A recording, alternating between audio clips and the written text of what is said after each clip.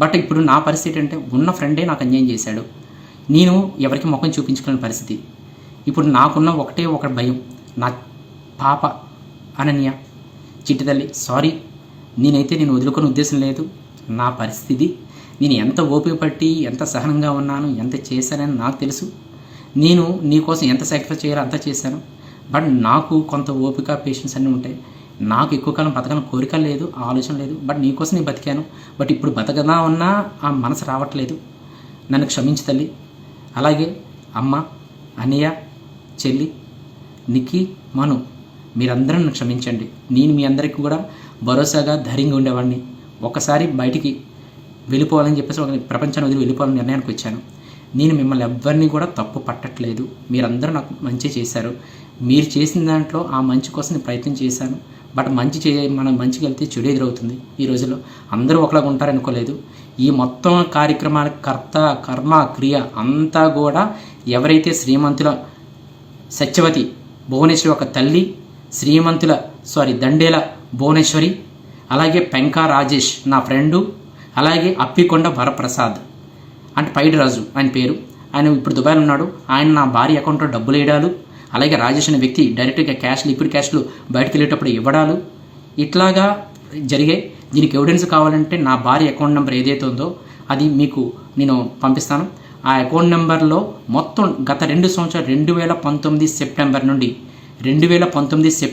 ఈ రోజు వరకు మీరు ట్రాక్ రికార్డ్ చేస్తే తన అకౌంట్లో ఎంతెంత అమౌంట్లు ట్రాన్స్ఫర్ జరిగాయి.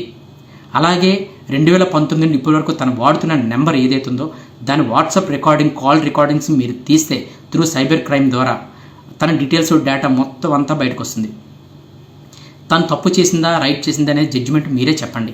నేను తప్పు చెప్పట్లేదు, నేను సాక్ష్యాలు చూపించడానికి కాదు, నేను సాక్ష్యాలు క్లియర్గా చెప్తున్నాను. నా దగ్గర ఉన్న చెప్పాను. నా ఫోన్ మీ దగ్గర ఉంది, నా ఫోన్ రికార్డింగ్స్ వినండి, నా కాల్ సంబంధించి అందులో ఉండి వాచ్ ఎవరికేసి కొన్నారు, ఎక్కడ షోరూమ్కి వెళ్ళి కొన్నారు, తను ఏదైతే ఇంటి ముందు చుట్టుపక్కల రాత్రి వెళ్ళడం ఇవన్నీ కూడా ఇది ఎదురుగా ఉన్నటువంటి అపార్ట్మెంట్లో ఉండే సీసీ కెమెరా చూడొచ్చు. అలాగే రాజేష్ అనే వ్యక్తి కాల్ రికార్డింగ్స్ అన్నీ కూడా మీరు చెక్ చేస్తే, వాట్సాప్ కానీ చాటింగ్ మొత్తం చెక్ చేస్తే అన్ని వివరాలు మీకు దొరుకుతాయి. దయచేసి తప్పు ఎవరైతే చేశారో వాళ్ళకి శిక్ష పడాలి. వాళ్ళైతే పుణ్యాత్ములు కాదు. నా మరణానికి, నా చావుకి 100% కారణం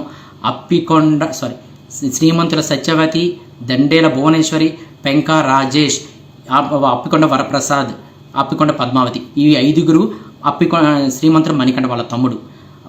ఈ 6 కూడా నా మరణానికి కారణం. నా జీవితాన్ని నాశనం చేసిందే వీళ్ళు. రాజేష్ వాళ్ళ ఇంటికి వెళ్ళి ఈరోజు నేను వాళ్ళ ఎదురుగా జరిగిందంతా వాళ్ళ అమ్మకి, పెంకా నౌకరత్నం గారు, వాళ్ళ నాన్నగారు 2 టౌన్ ఏఎస్ఐగా రిటైర్ అయ్యారు పెంకా వీర్రాజు గారు, వాళ్ళ భార్య పెంకా జోష్ణ గారికి, ముగ్గురికి వివరించి క్లియర్గా నేను చెప్పాను. చెప్పిన తర్వాత కనీసం కొడుకును మందలించడం కానీ చేయడం కానీ లేదు.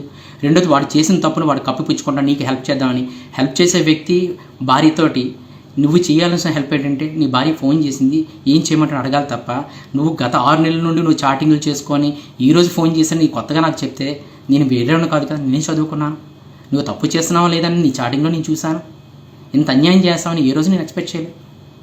నీకేమైనా అన్యాయం చేశానా? నీ ఫ్యామిలీకి అన్యాయం చేశానా? నేనేం చేయలేదు కదా. నేనేమైనా అన్యాయం చేసి చెప్పు. నువ్వు చావు పరిస్థితులు ఉండేటప్పుడు, నీకు వెన్ను నొప్పి వచ్చినప్పుడు, ఆపరేషన్ అయినప్పుడు ఇవన్నీ కూడా ఎవరు చేశారు? నేను ఇంకో ఫ్రెండ్ ఇద్దరం కలిసి చేసాం. నీ ఫ్యామిలీ ఎవరు లేకపోతే దానికి రుణం ఇదే నువ్వు చేసేది. మీ మదర్ హాస్పిటల్ అడ్మిట్ అయ్యి హెల్త్ ఇష్యూస్ ఉంటే, హార్ట్ ప్రాబ్లం వస్తే ఆ టైంలో మేము పరిగెత్తాం, మా ఫ్యామిలీస్ వదులుకొని, మా ఉద్యోగాలు వదులుకొని, ఇవన్నీ దానికి రుణం ఇదే నువ్వు చేసింది. తప్పు చేయొచ్చు, కాకపోతే ఇంత తప్పు ఇలా చేయకూడదు. నేను నమ్మిన వాళ్ళని ఎప్పుడు మోసం చేయకూడదు. భువనేశ్వరి, నువ్వు కూడా చాలా తప్పు చేసావు. నేను ఏ రోజు నీకు అన్యాయం చేయలేదు. ఒకటే చెప్పాను, 2 జీవితాలు నాశనం అయ్యాయి. 2 కూడా ఆల్రెడీ బాధపడ్డే వచ్చాం. మంచి జీవితం స్టార్ట్ చేద్దాం. ఎవరు మనకు రారు. ఈ ఆకర్షణ, ఈ డబ్బు ఇవన్నీ కూడా శాశ్వతం కాదు. మన పిల్ల భవిష్యత్తు మనకు ఇంపార్టెంట్. ఈరోజు నేను రూపాయి సంపాదించింది దాచిందంతా మీకోసమే అని చెప్పేసి అన్నాను. బట్ ఈరోజు మీకు అవసరాలకు ఎక్కువైపోయి, మీ కోరికలు ఎక్కువైపోయి, మీ లగ్జరీ లైఫ్ ఎక్కువైపోయింది. దాన్ని మందలించే వాళ్ళని నేను అడిగితే నా మీద కలబడిన సందర్భాలు ఉన్నాయి. నన్ను మానసికంగా హింసించిన రోజులు ఉన్నాయి. అలాగే మీ అమ్మ కావచ్చు, మీ అక్క కావచ్చు, మీ తమ్ముడు కావచ్చు, మీ బావతో ఉన్న రిలేషన్షిప్ కావచ్చు. నీకు మీ బావ కూడా డబ్బులు ట్రాన్స్ఫర్ చేసేవాడు. ఎందుకు ట్రాన్స్ఫర్ చేస్తారు? మీ అక్కకి తెలియకుండా ట్రాన్స్ఫర్ చేయడం ఏంటి? మీ తమ్ముడు దాని అకౌంట్లో వేయడం ఏంటి? మీ తమ్ముడు అకౌంట్ రావడం ఏంటి? ఇవన్నీ జరుగుతున్నాయి. ఇవన్నీ అడగడం తప్ప? దయచేసి అర్థం చేసుకోండి. ఇది ఎవరిని కించపరిచేది కాదు, నా మనస్సాక్షిని తట్టుకోలేక నేను చేస్తున్నటువంటి చివరి ప్రయత్నం. ఇందులో నా కుటుంబ సభ్యులు, మా అమ్మ కానీ, మా అన్న కానీ, మా చెల్లి కానీ, ఈ ముగ్గురికి ఎటువంటి ప్రమేయం లేదు. నన్ను కంటికి రెప్పలా కాపాడుకునేవాళ్ళు. ఏ సమస్య వచ్చినా మేము ఉన్నాం మీకు అని చెప్పేసి చెప్పారు. బట్ నేను ఇప్పటివరకు అలాగే ఉన్నాను. ఇప్పటికి కూడా నా వెనక వస్తుంటే వద్దు రావద్దు, నేను ధైర్యం ఉంటానని చెప్పేసి వచ్చాను. బట్ నా వల్ల కాదట్లేదు. నేను ఇంక ముందుకు వెళ్ళలేని పరిస్థితి ఉన్నాను. ఇదే నా చివరి మాటలు. దయచేసి అర్థం చేసుకోండి. వాళ్ళకి శిక్ష పడేటట్లు మాత్రం దయచేసి చేయండి. సైబర్ క్రైమ్కి పోలీసులకు చెప్తున్నాను, వాళ్ళ డేటా మొత్తం డిలీట్ చేసేస్తారు. నా మీద పోలీసులను కూడా కంప్లైంట్ ఈరోజు రాజేష్ చెప్పడం వల్ల సాయంత్రం గాజువాక పోలీసులు కంప్లైంట్ కూడా ఇచ్చారు. ఈ రోజు కంప్లైంట్ ఇచ్చిన నా భయం లేదు. ఎందుకోసం గతంలోనే పోలీస్ స్టేషన్ చూశాను, అనుభవం ఉంది అవన్నీ. బట్ ఇక్కడ నేను ఒకటే ఎందుకు మోసపోయాను అనే బాధతోటే నీ నిర్ణయం తీసుకుంటాను తప్ప వేరే ఏమీ కాదు. దయచేసి మీరందరూ కూడా ఆ సైబర్ క్రైమ్ ఏదైతే ఉందో ఆ డిపార్ట్మెంట్కి నేను రిక్వెస్ట్ చేస్తున్నాను. వాళ్ళ కాల్ డేటా, వాళ్ళ ఫోన్ నెంబర్స్ అంతా కూడా నేను రాసి పెట్టాను పేపర్లో. ఆ పేపర్లో నెంబర్లన్నీ కూడా ఏదైతే డేటా ఉందో తీసి వాళ్ళు నిజంగా తప్పు చేస్తే 100% నా చావు కారణం వాళ్ళని చెప్పేసి నేను మనస్ఫూర్తిగా నేను చెప్తున్నాను. నేను ఏదైతే చెప్తున్నానో ఇదంతా కరెక్టు. దీంట్లో ఎవరి ప్రమేయం కానీ, ఎవరి ఇన్వాల్వ్మెంట్ కానీ ఏదీ లేదు. నా ఆస్తిలో కానీ, నా ఇంట్లో కానీ, వీటిలో కానీ ఎటువంటి పరిస్థితుల్లో వాళ్ళకి ఎటువంటి హక్కు లేదు. నా పిల్లల సంరక్షణ అంతా కూడా నా చెల్లి, నా తల్లి చూసుకుంటారు. నా ఇల్లు కావచ్చు, నా కారు కావచ్చు, నా బంగారం కావచ్చు, ఇవన్నీ కూడా మా చెల్లి వాళ్ళకి ఇవ్వాలి. వాళ్ళు గార్డెనర్గా ఉండి పాపని చూసుకోవాలి. రెండోది నా బంగారం కూడా వాళ్ళు పట్టుకెళ్ళిపోయారు. నా ఇంట్లో బంగారం మొత్తం ఖాళీ చేసి మొత్తం పట్టుకెళ్ళిపోయారు. ఇంతకు మించి నేను చెప్పడానికి కూడా ఏమీ లేదు. నేను చెప్పేదల్లా ఒకటే, నా కూతురు భవిష్యత్తు బాగుండాలి, నన్ను నమ్ముకునే వాళ్ళు సంతోషంగా ఉండాలి.